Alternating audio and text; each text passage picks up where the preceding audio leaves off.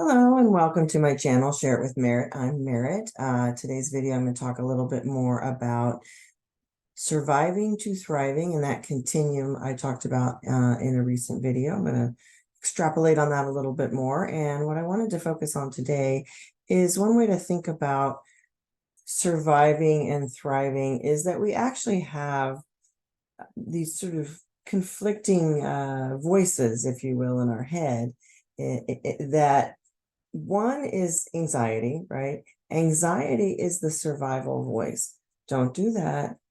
Stay safe, stay small, don't stick your neck out. You might get hurt, you might get killed, you might not eat tonight, right? That is the voice of anxiety. And it's important to understand that that is there to protect and keep us safe.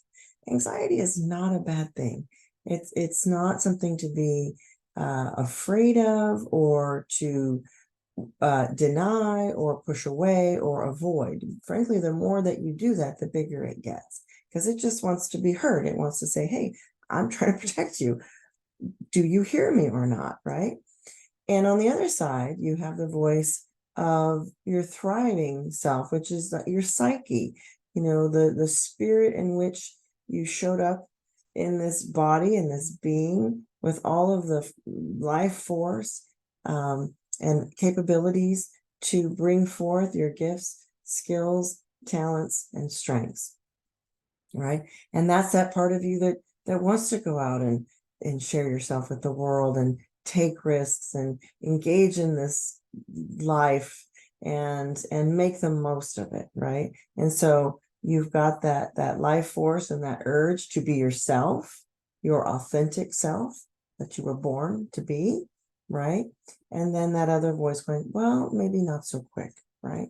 And that other voice of anxiety, what happens is as you engage in the world gives you feedback and it says, oh yeah, keep doing that. You're good at this. We're going to support you with this. We like this. Keep going, right? Great. Until you hit, oh, stop doing that. No, the world is not going to respond well to that. Stop doing that. The world is not accepting you the way you are, right? And so anxiety goes, see, I told you, we shouldn't do this anymore. Stay small, stay safe, avoid rejection. We are all rejection averse, and it guides so much of that path of survival, right? And another thing I wanted to point out here is that you have to survive, right?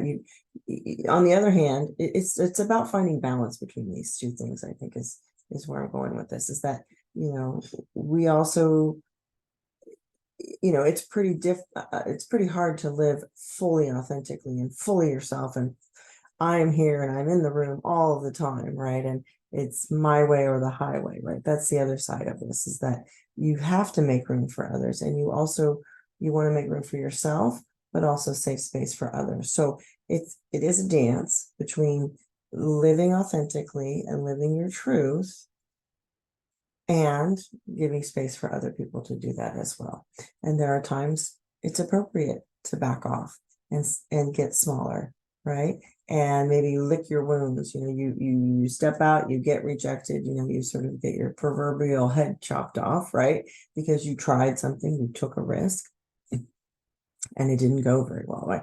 Failure is essential to living fully and authentically and to thrive, right? Because if we never stick our neck out and try something, we don't fully live, right?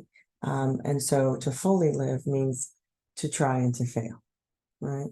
And in this culture in America of perfectionism, that feeds the anxiety voice.